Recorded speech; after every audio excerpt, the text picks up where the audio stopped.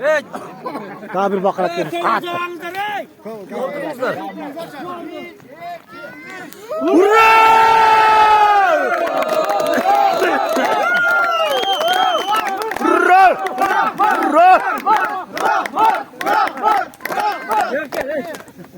Bizden ulu hurmatlı prezident üstüne alkış açıp koyalım.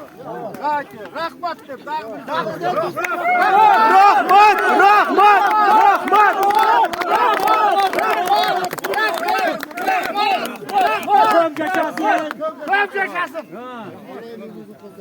Bizden ulu hurmatlı Ministrler Kabineti'nin yetekçisi Akılbek Hüseyin Japarov'a bir rahmet aytın.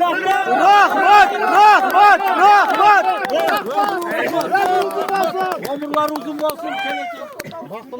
Nasıl olsunlar?